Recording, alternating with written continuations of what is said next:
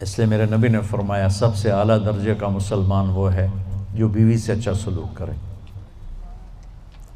یہ اس کے اندر وجہ کیا ہے؟ سب سے مشکل ہوتا ہے بیوی کو برداشت کرنا، اور سب سے مشکل ہوتا ہے بیوی سے اچھا سلوک کرنا۔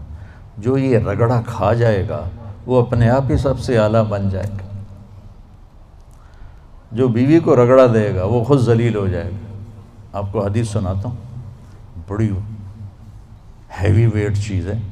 میرے نبی نے فرمایا عزت دار شریف آدمی بیوی کو عزت دیتا ہے، اور کمینہ آدمی بیوی کو ذلیل کرتا ہے۔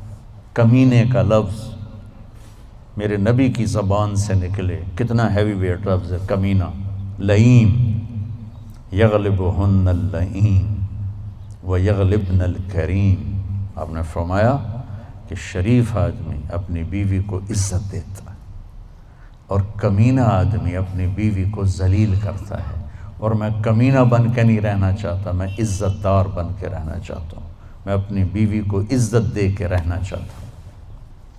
اور بیوی کو بتایا اگر میری شریعت میں سجدہ ہوتا تو بیوی سے کہتا اپنے خامد کو سجدہ کر۔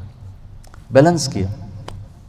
لیکن زیادہ احادیث آیات عورتوں کے حقوق کی ہیں، جو کو کمزور ہے اور پستی ہے، اور بہت حق تلفی ہوتی ہے عورت کی، ماں کے روپ میں، بیوی کے روپ میں، بیٹی کے روپ میں بہت حق تلفی ہوتی ہے، تو قرآن اس کو زیادہ ہائی لائٹ کرتا ہے، اور میرے نبی نے بھی اسی کو زیادہ ہائی لائٹ کیا ہے۔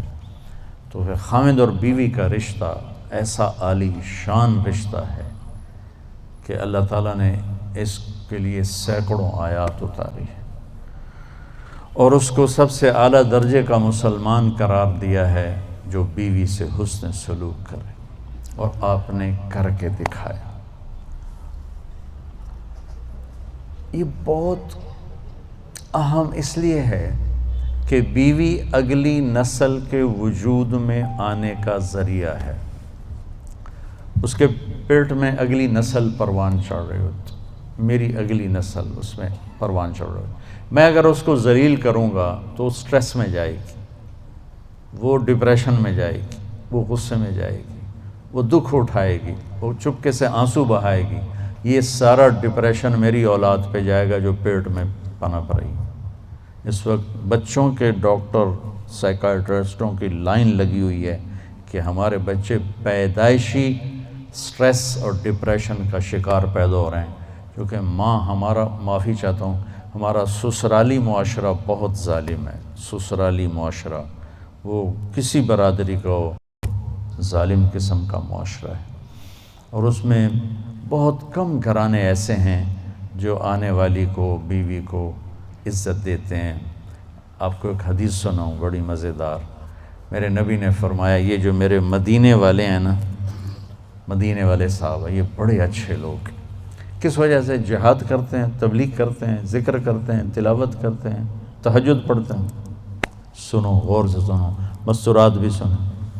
آپ نے کہا یہ میرے مدینے والے بڑے اچھے لوگ ہیں۔ یا رسول اللہ کس وجہ سے؟ کہا جب یہ کسی کی بیٹی کو بیاہ کے لاتے ہیں تو اس لڑکی کو ذرہ برابر احساس نہیں ہوتا ماں باپ کے گھر میں ہوں یا سسرال کے گھر میں۔ اتنی محبت دیتے ہیں کہ اسے لگتا ہے میں ماں باپ کے گھر میں ہی ہوں۔ میں نے اپنی بیٹیوں کو رخصت کر دیا اور کسی کی بیٹیوں کو لایا اپنے بچوں کے لیے، تو میں بیٹی کی جگہ بہو کو بٹھا لوں، کیا فرق پڑتا؟ میری بیگم نے اپنی بیٹیوں کو ڈولی میں ڈال کے آگے بھیج دیا، اور کسی کی بیٹی کو ڈولی میں ڈال کے گھر لے آئی، تو ساس بننے کی بجائے ماں بن جائے تو کتنا اچھا ہو جائے گا۔ اور یہ بچی اپنی ماں کو چھوڑ کے، باپ کو چھوڑ کے خامند کے گھر آئی ہے، تو یہ اپنے ساس سسر کو ماں باپ بنا لے تو کتنا اچھا ہو جائے کہ بھائیو یہ میرے نبی کی زندگی ہے۔ آپ کو عجب حدیث سنو، ابھی یاد آئی۔ قیامت کے دن بلایا جائے گا، بلاؤ بھائی مفتی نجیب بڑا آیا فتوے دینے والا، تولو اس کے عمل تولو، ٹھیک ہے؟ طارق جمیل کو بلاؤ بڑا بھاری خطیب بنا پھرتا ہے، اس کے عمل تولو۔ سب سے پہلے کس عمل کو تولا جائے گا؟ دوبارہ، سب سے پہلے کس عمل کو تولا جائے گا؟ وہ میری تبلیغ نہیں، میرا اللہ کہے گا بیوی سے کیا سلوک تھا وہ تولو۔ مفتی صاحب ہے، مولانا صاحب ہے، رضوان صاحب بڑا تاجر ہے، نمازیں نہیں تولی جائیں، سب کچھ تولے گا، سب سے پہلے بیوی سے سلوک تولا جائے گا، اور بیوی کا خامند سے رابعہ بصری بھی ہے تو پہلے خامند سے سلوک کیا تھا، پہلے وہ تولا جائے گا۔ یہ اتنا اہم چیپٹر ہے۔ تو طیب میٹھا بول، کھانا کھلانا، معاف کرنا، صبر کرنا، یہ ہمارے گھر کی زندگی کو، اتنا بڑا لان ہو یا چارپائی ڈالنے کی جگہ ہو، زندگی خوبصورت ہوتی ان رویوں سے جو میں بتا رہا ہوں۔ زبان میں ناگن چھپی ہوئی ہو تو زندگی تھوڑا ہی ہے، زندگی ہے یا کوئی طوفان ہے، ہم تو اس جینے کے ہاتھوں مر چلے۔ اللہ مومن خان کی قبر روشن کرے، کیا شعر کہہ گیا، آتی جاتی سانس کا عالم نہ پوچھ، جیسے دوری دھار کا خنجر چلے۔ یہ دوری دھار ہے زبان میں، تو کاٹ کے رکھ دیتی، اور یہ شہد سے بھری ہوئی ہے جو بڑے سے بڑے زخم کو مٹا کے رکھ دیتی۔ تو محبت دینا، پیار دینا، عزت دینا، یہ اس رشتے کا تقاضا ہے تاکہ اگلی نسل فریش پیدا ہو۔ تو بھائی بہنوں، اسلام ایک زندگی ہے، بڑی خوبصورت زندگی، جس کا تھوڑا سا میں نے آپ کو ایک نقشہ پیش کیا ہے۔ تبلیغ اس کو سیکھنے کی محنت ہے۔ عبادات اور فرائض تو مختصر ہیں، 5 نمازوں کے بعد اوور، حج کے بعد دوسرے کا مطالبہ کوئی نہیں، زکوٰۃ دینے کے بعد دوبارہ مطالبہ کوئی نہیں، اور حج زکوٰۃ ہے بھی پیسے والے پر، 1 مہینے کے روزے کے بعد مطالبہ کوئی نہیں۔ لیکن زندگی کیسے گزارنی ہے، اس کا 24 گھنٹے مطالبہ ہے۔ ماں کے ساتھ کیسے ہو، باپ کے ساتھ کیسے ہو، بیوی کے ساتھ، بیوی کا خامند کے ساتھ، پھر دونوں کا بچوں کے ساتھ، بچوں کا ماں باپ کے ساتھ کیسے معاملہ ہو، یہ 24 گھنٹے کی زندگی۔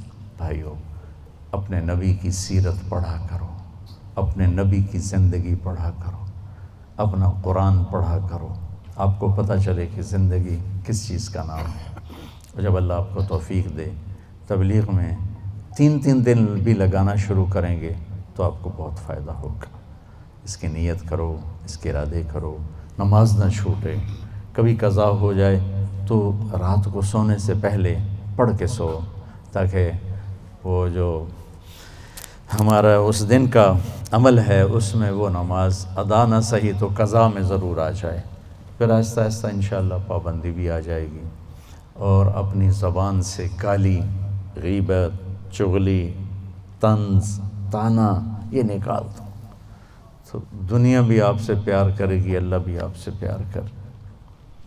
تو سارے بھائی بہن نیت کرتے ہو، آخرت کا زاد راہ بنا، اور حجاج کی یہ خدمت، ان کے حق میں جنت کے فیصلے کروا، اور یا اللہ حج کے بعد اپنی زندگی، اپنی منشا کے، یا ہماری زندگی اپنی منشا والی بنا دے، ہمارے اخلاق اچھے کر لے، ہمارے معاملات اچھے کر لے، ہماری عادات اچھی کر دے، ہمارے گھروں میں محبتیں پروان چڑھا دے، نفرتوں کو ختم فرما دے، جو ہمارے ایمان پہ آگے چلے گئے ان کے درجے بلند فرما، ان کی بخشش فرما، ان کو جنت الفردوس عطا فرما۔ جب ہمارے جانے کا وقت آئے تو ایمان پہ عافیت سلامتی والا خاتمہ نصیب فرما۔ ان آنے والے خواتین و حضرات کو بہت جزائے خیر عطا فرما۔ وصلی اللہ تعالی النبی الکریم۔